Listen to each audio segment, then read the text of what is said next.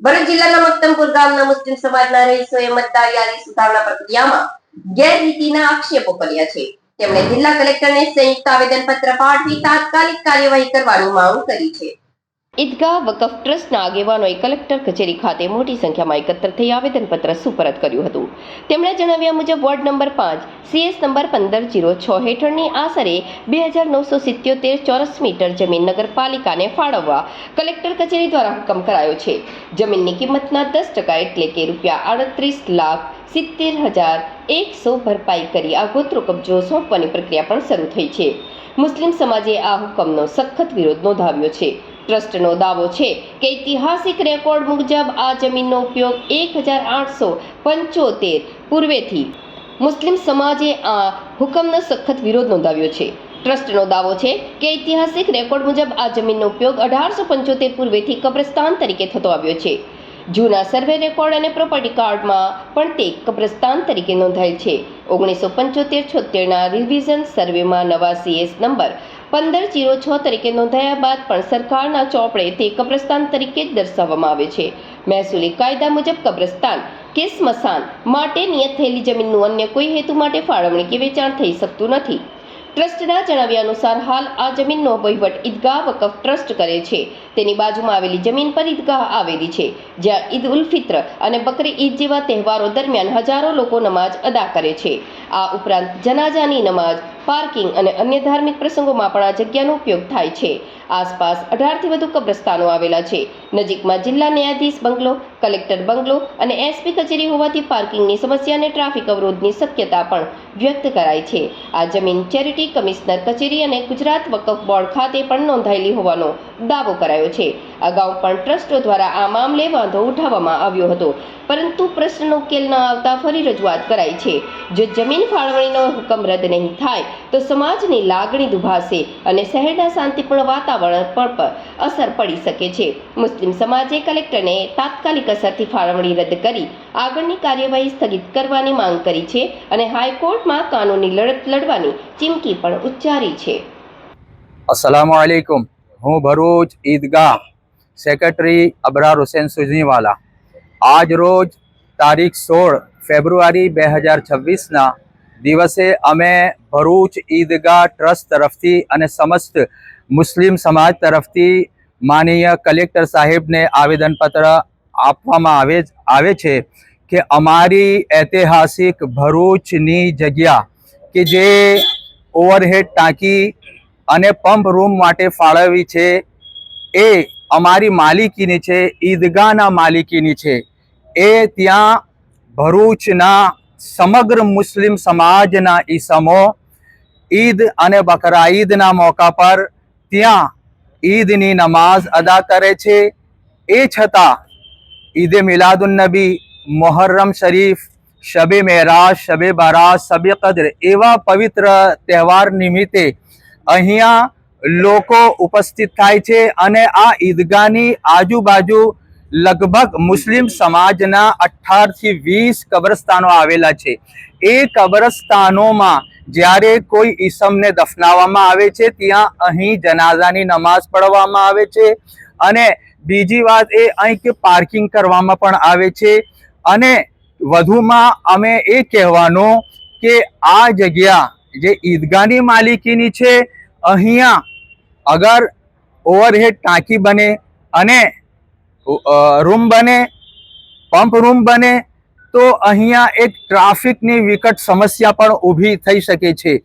માટે માનનીય ડિસ્ટ્રિક્ટ જજ અને કલેક્ટર કચેરી પણ આગળ છે, કલેક્ટર SP બંગલોઝ પણ છે। એટલે આ વિસ્તારનો જો રોડ છે એ ચોકઅપ થઈ જાય અને ટ્રાફિકની એક મોટી સમસ્યા પણ ઊભી થાય। અને બીજી વાત એ કે આ જગ્યા જે ફાળવી છે એનાથી મુસ્લિમ સમાજના લોકોને દિલ લુભાયા છે અને અમારી માંગ છે ઈદગાહ ટ્રસ્ટ તરફથી કે આ વસ્તુને, આ હુકમને વહેલાથી વહેલા કલેક્ટર સાહેબ રદ કરે અને અમારી જમીન જે ઈદગાહ ટ્રસ્ટની છે અમને સોંપવામાં આવે એ અમારી અરજી છે। જય હિન્દ। તમારા પોતાની માલિકીની જમીન હતી, પછી કેવી રીતે આપી દીધી આ લોકો? વી સર્વેમાં આ ફૂલથી અમારી જગ્યા બોલાય છે, બરાબર. અને હું ભરૂચ શહેર ઈદગાહ ટ્રસ્ટના ટ્રસ્ટી યુસુફભાઈ વૈદ 1952માં ઈદગાહ ટ્રસ્ટની આગળ આવેલી 1506 નંબર જૂનો સિટી સર્વે નંબર 144 આ જમીન 1952 થી જ્યારે ટ્રસ્ટ રજીસ્ટર થતા હતા એ વખતે ટ્રસ્ટ રજીસ્ટરમાં 1952 થી ઈદગાહની આ જમીન 1506 નંબરની જમીન પહેલો જૂનો રજીસ્ટર નંબર 144 આ જમીન ઈદગાહ ટ્રસ્ટના જૂના ટ્રસ્ટીઓના નામ પર ચાલી આવેલ, પરંતુ 1972માં જ્યારે આખા ઇન્ડિયાનો રીસર્વે થયો ત્યારે સિટી સર્વેના અધિકારીઓએ જૂના ટ્રસ્ટીઓને નોટિસ આપ્યા વગર, કોઈ પણ જાતની જાણ કર્યા વગર એમણે પોતાની મનમાનીથી આ સિટી સર્વેના ઓફિસરોએ જે ટ્રસ્ટની 1506 નંબરની જે હાલનો 1506 નંબરનો પ્લોટ છે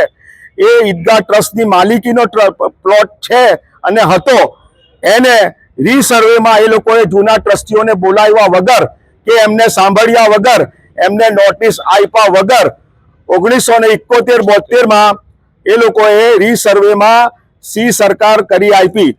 અમારા ધ્યાને અત્યારે એ બધા રેકોર્ડ નીકાળ્યા 1952 થી લઈને હમણાં સુધીના જે રેકોર્ડ અમે કાઢ્યા મામલતદાર કચેરીમાંથી, એક કચેરીમાંથી જે રેકોર્ડ નીકળ્યા છે એ પ્રમાણે 1952 થી લઈને 1971 સુધી જૂના ટ્રસ્ટીઓના આ જમીન પર નામો બોલે છે. જે અમને ત્યાર પછી જ્યારે 2025માં આ ચળવળ ચાલુ થઈ અહીંયા આગળ ટાંકી બનાવવા માટે, તો ઈદગાહના જે ટ્રસ્ટીઓ છે એમણે કલેક્ટર સાહેબ, મામલતદાર સાહેબ, પ્રાંત અધિકારી સાહેબ, સિટી સર્વે, નગરપાલિકાને વાંધા અરજીઓ આપી. એ વાંધા અરજીઓને પણ એ લોકોએ અમારા ટ્રસ્ટીઓના કોઈ જવાબો લીધા નથી અને અમને બોલાવ્યા નથી, અમને સાંભળ્યા નથી. અને ફરીથી 2026માં અમને ચળવળની ખબર પડી. અમે ફરીથી કલેક્ટર સાહેબ, એસડીએમ સાહેબ, મામલતદાર સાહેબ અને સિટી સર્વે સુપ્રિન્ટેન્ડન્ટ અને નગરપાલિકાના અધિકારીઓને વાંધા અરજી આપી. એ વાંધા અરજીને પણ એ લોકોએ કંઈ અમને બોલાવ્યા નથી, અમારા જવાબો લીધા નથી અને બારોબાર કલેક્ટર સાહેબે હુકમ કરીને નગરપાલિકાને એવું સાંભળવામાં આવ્યું છે, અમારી પાસે એનો રિપોર્ટ આવ્યો છે કે 3 કરોડમાં આ જમીન નગરપાલિકાને સપૂર્દ કરી દીધી અને એના 35 લાખ રૂપિયા નગરપાલિકાએ કલેક્ટર ઓફિસમાં ભરી દીધા છે. એની સામે અમારો ટ્રસ્ટનો સખત વિરોધ છે. અમે આ મામલો કોર્ટોમાં લઈ જઈશું, હાઈકોર્ટોમાં લઈ જઈશું, માનવ અધિકાર પંચમાં લઈ જઈશું. અમારો મુસ્લિમ સમાજ આ વસ્તુને સાંખી લે નહીં. માટે કલેક્ટર સાહેબને આજ રોજ અમે ભરૂચ શહેર ઈદગાહ ટ્રસ્ટ અને ભરૂચ શહેરના તમામ આગેવાનો, મુસ્લિમ આગેવાનો, આજુબાજુ કબ્રસ્તાનના તમામ ટ્રસ્ટીઓ આજે આવેદનપત્ર આપવા આવ્યા છે કે જો કલેક્ટર સાહેબ આ હુકમને રદ નહીં કરે તો અમે હાઈકોર્ટો, કોર્ટો અને જે કંઈ ગાંધી ચિંધ્યા માર્ગે જે કંઈ આંદોલન કરવાનું થશે તે મુસ્લિમ સમાજ અને ઈદગાહ ટ્રસ્ટ પોતે સાથે મળીને સમગ્ર મુસ્લિમ સમાજ આ આંદોલન કરશે. તેથી મુસ્લિમ સમાજની ઘણી લાગણી દુભાઈ છે અને મુસ્લિમ સમાજ ટ્રસ્ટ છે. તેથી અમારી આ સાથે આવેદનપત્રથી આપ સાહેબને વિનંતી છે કે તાત્કાલિક આ હુકમને રદ કરી નાખો, એવી અમારી નમ્ર અરજ છે. નહીં તો મુસ્લિમ સમાજ આ તમારા હુકમને સાંખી લેશે નહીં. કોર્ટોમાં, હાઈકોર્ટોમાં અને ગાંધી ચિંધ્યા માર્ગે જે આંદોલન થતા હશે તે તમામ આંદોલન કરશે. એ જ અમારી અપેક્ષા છે. જય હિન્દ.